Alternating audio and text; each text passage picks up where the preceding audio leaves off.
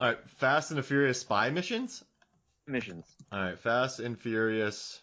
All right, now while we're typing that in, how happy were you to see that um, Cypher finally had something to do? So her name in this one is Nathalie Emmanuel, but Ramsey. Right. Remember in 8, I was really sort of disappointed with her treatment in 8. She sort of Spy Racers, wow. So she just sort of sat in a car while Tyrese and Ludacris hit on her. Chris Bridges hit on her. I think that was what her role in that movie was, to be like, out of nowhere, oh, she's actually got something to do. She can help us. But I think in this movie, they're going to flesh her out a little bit more and make her a valued member of the team, right? Yeah, I was so happy because, I don't know, she was on a motorcycle in this one, and then her motorcycle gets blown up and she gets shot like 40 feet. Yeah. But that's cool. Like, she gets to ride a motorcycle and have an action. Like, I don't know. I don't like it when characters seem sort of wasted, but I guess it took the characters it took Tyrese a while before he was driving rocket cars out of airplanes. So it's only fair. And here's the other part too, is like, Roman, not Tyrese, I guess. Yeah. In these movies though, it's like, once you're part of the Fast team, you become a superhero. Yeah. Like, without really understanding why, like, you become a superhero. And I think it takes a little while for actors who sign on to understand that. Mm-hmm. So I think that she had to be in one movie before she was like, oh, we can do anything we want. And they do in this one. There's a scene where With a magnet car? Oh my gosh. That scene, okay. So that seems more believable to me than, let's say, a 3-piece truck doing a head over backflip? Yeah, how heavy is that first one? But there's a scene where John Cena jumps on a bus, Dom Toretto jumps on a bus, and then they jump off of a bus and fall what seems like 200 feet onto concrete. Correct? Yep. That's maybe 200 hyperbole, is too much, but they fall at least, would you say, 80 feet? Yeah, at those heights, 200 is no different than 80. Yeah, you're right. You and I, if we fell like that and we're punching each other in the air and we're looking cool for about 4 seconds, we would just splat. Right. Oh, it would be game over. Credits. It would be a body explosion. But in this one, the two fall, and I guarantee you, nothing will be broken or scratched. And I also love when Letty does the flying knee jump of a guy through a window, and then they fall about 70 feet. Yeah. Everyone's falling 70 feet in this film. Well, here's a question. Do you think that Vin Diesel watches the Hobbs and Shaw movie and says, every action scene we do has to be better than every action scene in this movie? Well, do you think there's going to be like a one-upsmanship now between The Rock and Vin Diesel every movie? All right. I mean, I hope so. But if you go back to 5, right? They were driving off cliffs before Hobbs was in 5, but they were driving off cliffs before Hobbs was big, right? Before he was even burling through windows. And then in 6, he crashed his car on one bridge, flew over to another bridge, caught Letty, right?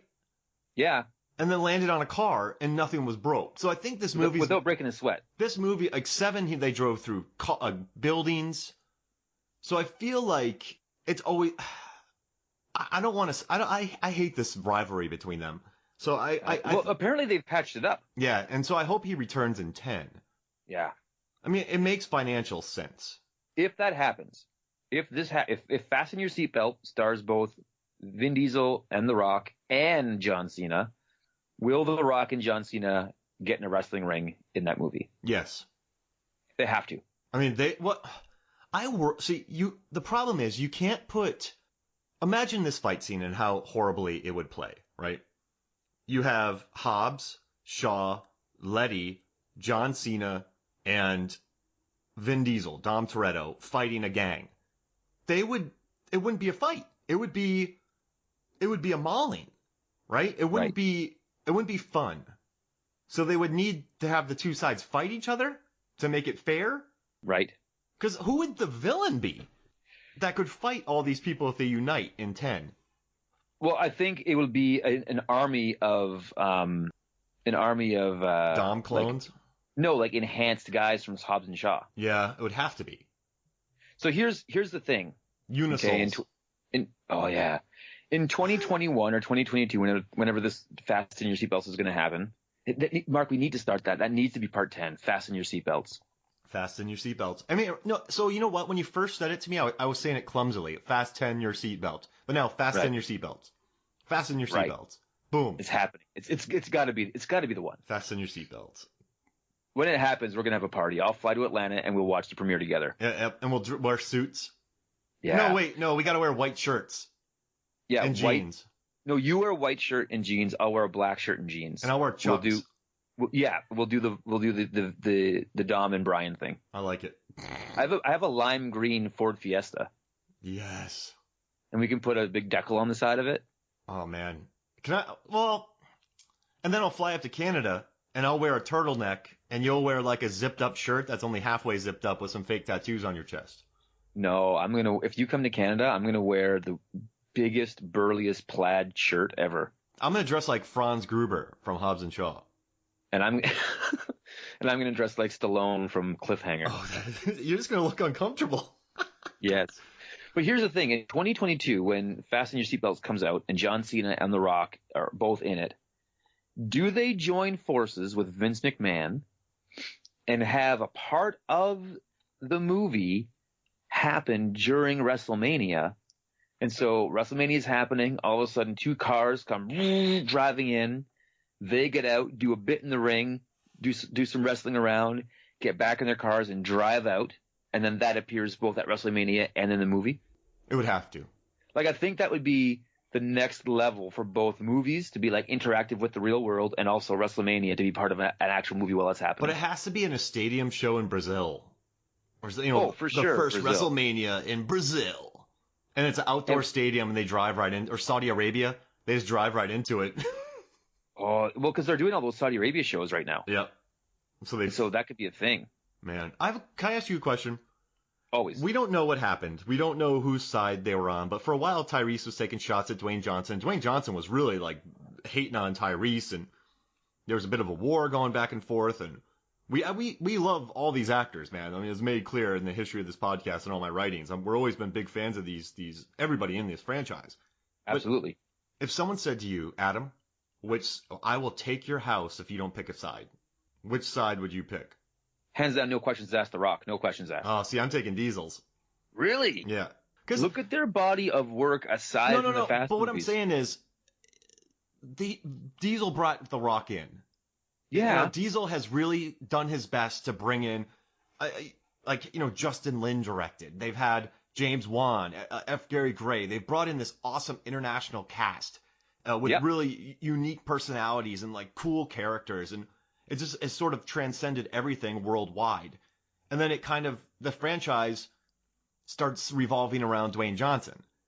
And that's what. Can he help it? I don't think that's the most charismatic man in the world. So I don't think that's his fault. I really don't. It's just me as a Fast fan.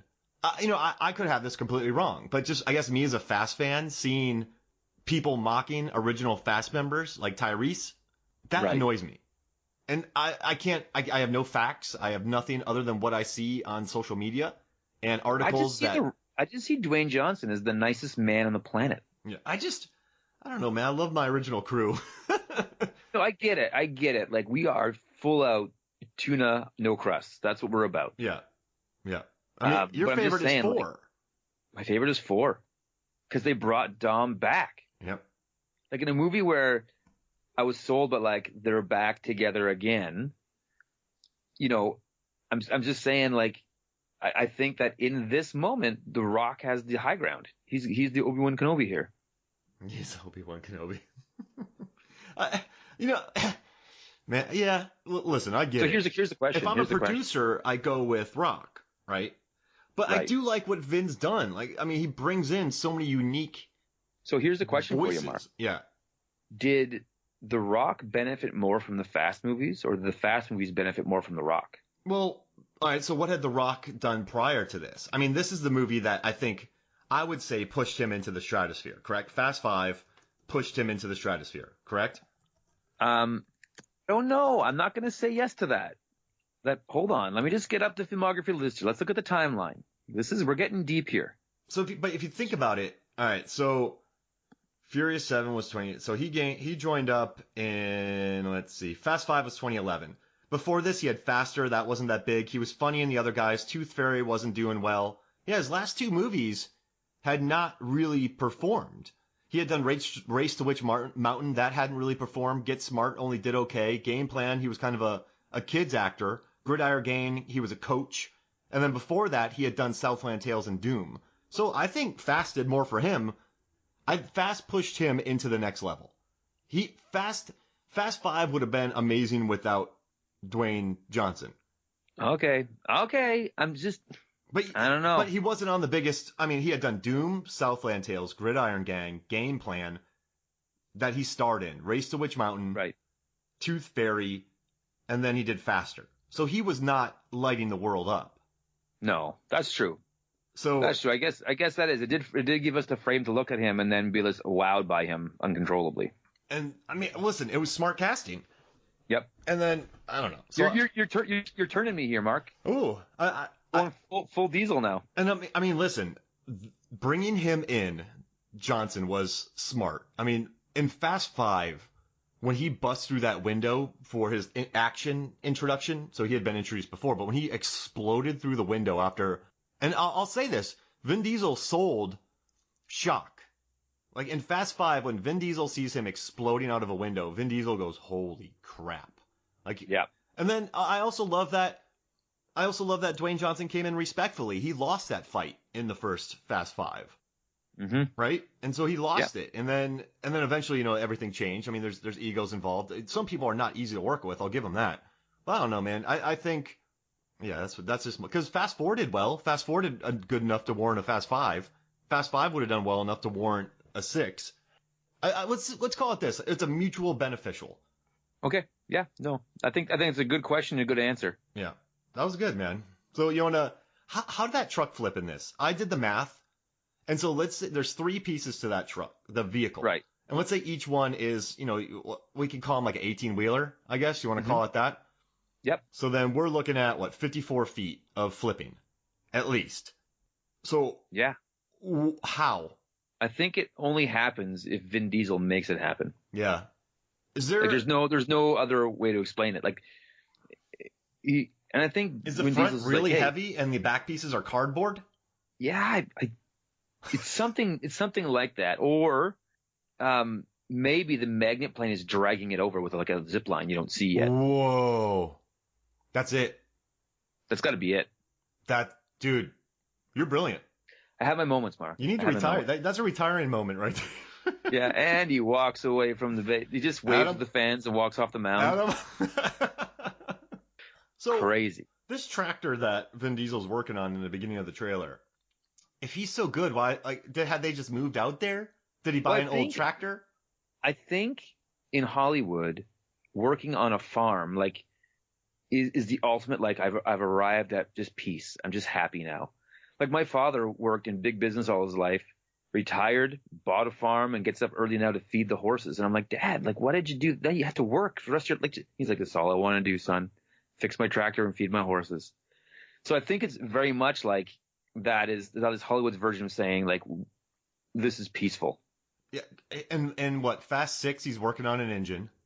Yeah. In Fast 1 he's working on a car. I guess that's where he finds his relaxing. Do you think that tractor has NOS? Yes, I do. I think that tractor has a 200-foot wide thing behind it that can mow a lawn in 3 minutes. That's 8 acres. Yeah, that's what he's doing. He's mowing lawns. He's just Vin's lawn service. Vin and Letty. If he only used that power for farming when he's making all those other cars. And then do you think that tractor has the engine from his Charger in it? Absolutely. That's what it's got to be. Yeah. I mean, he uses that to go to work. That's his car. Yeah. That's the one. What do you think the gimmick on the Charger is going to be in this movie? Because each movie has had him in a Charger, except for 4 that had him in the SS. So his brother also has a Charger, and he thinks his Charger's better. And at the end, they have a Charger race. Okay. Because they were driving modern Chargers in it, and I didn't like that. I don't like that as much. And he comes out, he goes, "Make sure you're fully charged before you come at me." Oh yeah, That's the one. That's the moment there. Because the ice one was my favorite so far. That's where they really like, we're going to take this and just make, I don't know.